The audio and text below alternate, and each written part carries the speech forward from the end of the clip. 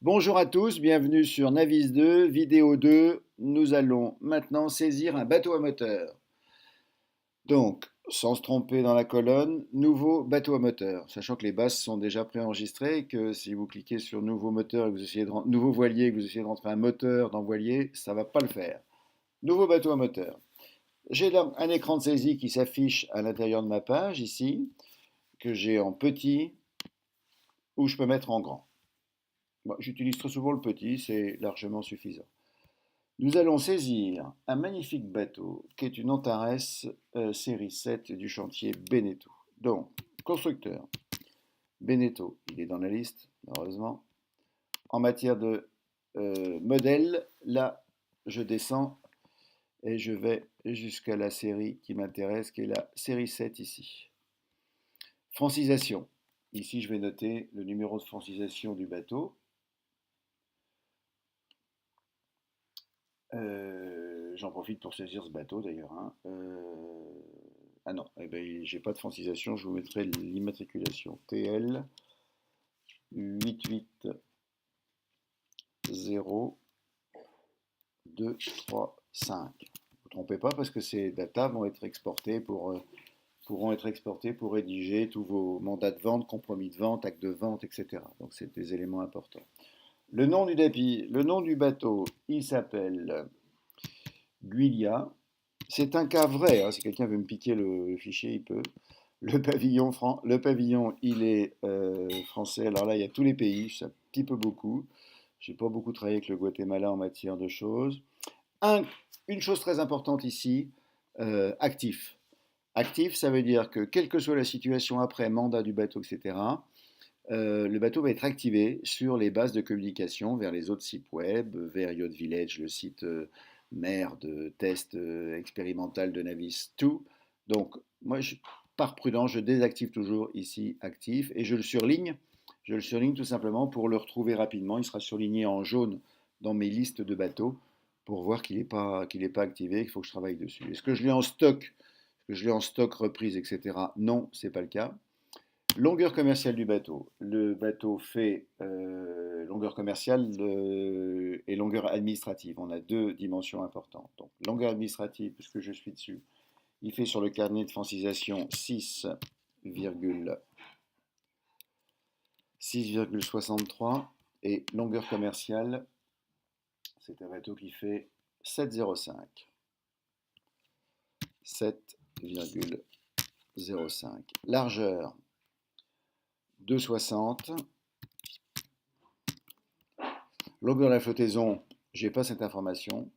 Année de construction, on retrouve sur le numéro HIN, c'est 1994. Et année de première immatriculation, 1994. Il peut arriver qu'il y ait des différences à ce niveau-là. Personnes transportées, je pense que c'est 7.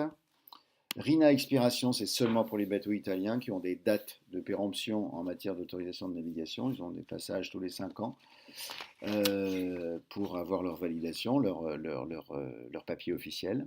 Et état de conservation, ici vous avez un choix reconditionné, bon, discret, excellent, insuffisant, neuf, non spécifié, très bon. Le mien est bon, en bon état. Pays. Pays où est visible le bateau, eh bien on revient sur France. Voilà, zone visible.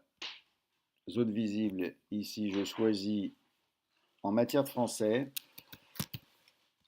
En matière de français, pour activer la base, les petites modifications à faire qui seront faites très prochainement, il faut que j'active Francia Méditerranéo. À partir de là, j'ai la liste des ports. En ce qui concerne la Méditerranée, je n'ai pas testé pour la partie atlantique, mais ça va être corrigé et revu.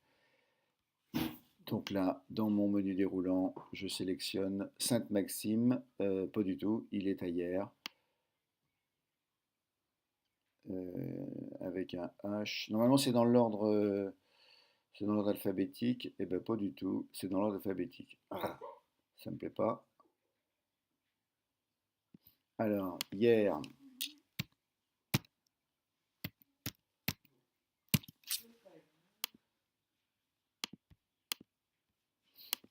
Bon, j'ai un petit problème de mise au point sur les places de port. Bon, ah oui, ça se de Saint-Tropez à Bandol. On va le mettre à Sainte-Maxime, port privé. Ok. Localisation, hier.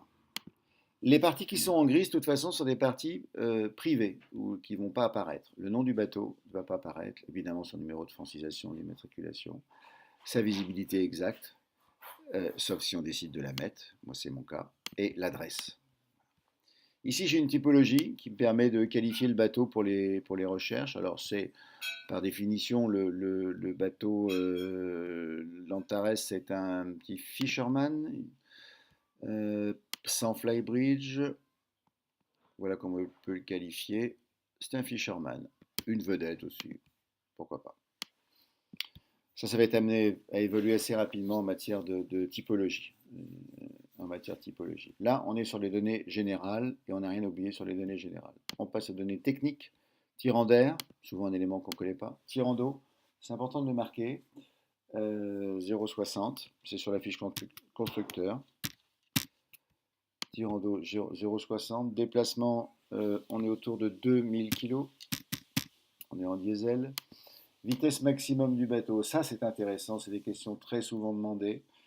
Donc c'est un bateau motorisé avec un TMD 31 qui fait 100 chevaux. Donc c'est un bateau qui va en vitesse maximum, qui va plafonner à 18 nœuds et vitesse de croisière à 15 nœuds. Tonneau brut, j'ai pas. Réservoir de carburant. Réservoir de carburant, on a 100 litres. 100 litres de réservoir inox. Et oui, à l'époque, c'était l'inox. Réservoir d'eau. Réservoir d'eau, on a 100 litres aussi. Et là, à l'époque, c'était du plastique. Déjà. Plastique. Réservoir d'eau usé inexistant. Consommation déclarée, 100 chevaux, etc. On va être à 17 litres heure. Hélice, rien de spécifié sur l'hélice, mais on peut choisir tripale. C'est ce qu'il y a derrière dessus. Une hélice tripale. L'architecte, ma foi, je ne le connais pas. Catégorie de navigation, ça c'est un élément important. Haute mer, large côtier. La partie italienne, moins de 12 000, 6 000, 50 000, 6 000. Donc dans notre cas de figure, on est en navigation côtière pour ce bateau. Donc je coche le côtier.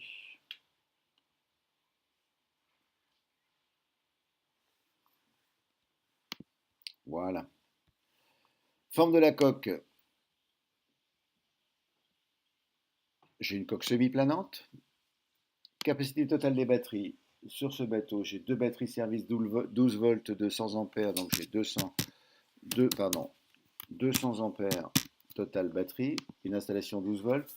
Et comme le bateau est équipé d'un chargeur automatique Christec, j'ai aussi une entrée 220 à bord du bateau. La hauteur sous le barreau, on est environ à 1,86 cm. C'est intéressant. Le numéro HIN.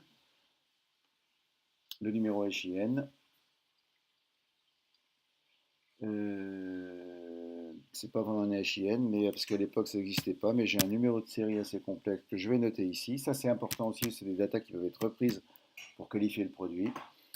5, 6, 1, 0, 6, 6, petit tiret, 69. Jusqu'à présent, rien de difficile. Là, j'ai saisi. Si je reviens en arrière, j'ai aussi saisi. Tant que je n'ai pas validé ici sur OK, ça c'est important, mes datas ne sont pas saisies. Donc, en cliquant sur OK, le système enregistre les datas en dehors de mon ordinateur. Et là, je peux fermer ma page ou continuer à travailler et à modifier. Dernier petit point pour cette première saisie, après on passera sur une deuxième vidéo. Donc, je suis passé à charge. J'ai rempli données générales, données techniques, charge. Charge, ce sont les coûts du bateau. C'est ce qui a été négocié avec le propriétaire. Donc, charge.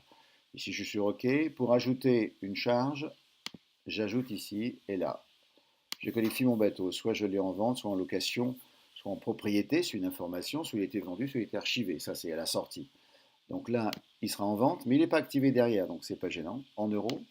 Le prix demandé pour ce bateau est de 19 900. Le prix de revient pour le bateau est de 17 900. Oui, je ne travaille pas en dessous de 2000 euros. Enfin, chacun fait comme il peut, hein, mais voilà, c'est comme ça, sinon j'ai pas le temps. La TVA est comprise, donc TVA payée, TVA comprise, TVA payée. Par rapport à comprise, vous comprendrez, elle n'est pas récupérable. La TVA, elle est payée, c'est fini et terminé. Conditions de paiement, il y a des conditions particulières de paiement au niveau du bateau. Disponibilité peut être activée à une date ultérieure, etc. Ou dispo à partir du mois de juin, etc. Vous mettez ici ce que vous souhaitez. Seulement avec équipage, ça c'est la partie classique. Charge exclusive, je ne sais pas ce que c'est, mais on y reviendra dessus. J'améliorerai cette vidéo le cas échéant. Date de début, eh ben, c'est maintenant. Donc là j'ai un calendrier qui s'affiche. On est le 30 juin. Le 30 mai. Date de fin, ça peut être la date de fin de votre contrat, si vous signez un contrat pour une durée déterminée. Le jour d'avis par rapport à la date de fin, vous mettez le nombre de jours, 30 jours pour rappeler le propriétaire, etc. Et les notes. Alors là, je vais noter par exemple client difficile en négociation, par exemple. Ce qui n'est pas vrai, hein, il est adorable. Mais je dis ça parce que si un jour il voit la vidéo, que ça ne me retombe pas dessus. Voilà. Je veux en mettre un deuxième si j'ai un deuxième copropriétaire. En cas de copropriété, je remets une liste de charges ici. Voilà. Donc là, je n'oublie pas, de toute façon, si je veux fermer, si je veux fermer, le système va me demander, attention, vous n'avez pas enregistré. Exemple, si vous annulez maintenant, les données modifiées ne seront pas enregistrées. Donc, cancel, le système vous prévient, j'enregistre, et là, si je m'en vais, pouf, le système ne me le dit pas. Je recherche mon bateau. Où est-il? Beneteau. Modèle Antares série. Enfin, on s'en fout d'ailleurs. On va mettre Antares simplement. Ça va aller plus vite. Vous voyez ici en bas à droite, le système informe que c'est enregistré sur la base de données. Ce qu'on appelle les notifications.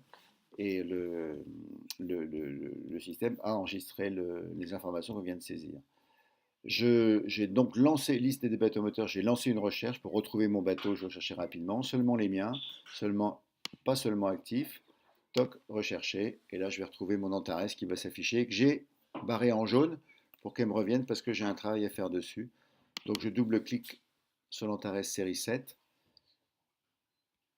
et oui, vous avez pu remarquer que c'était activé parce que derrière elle était en mandat. Donc je la désactive, je retourne dans charge, et je la sors du mandat de vente et je la mets en propriété. Le fait de la mettre en vente ici, ça l'active derrière, ce qui est un petit peu logique, hein. Ce n'est pas un système idiot. Voilà, on a fait les 3 premiers points pour la saisie d'un bateau. On va fermer et clore cette deuxième vidéo ici et reprendre à partir de Note. À très bientôt sur Navisnet 2 version 3 à partir de Note. À bientôt.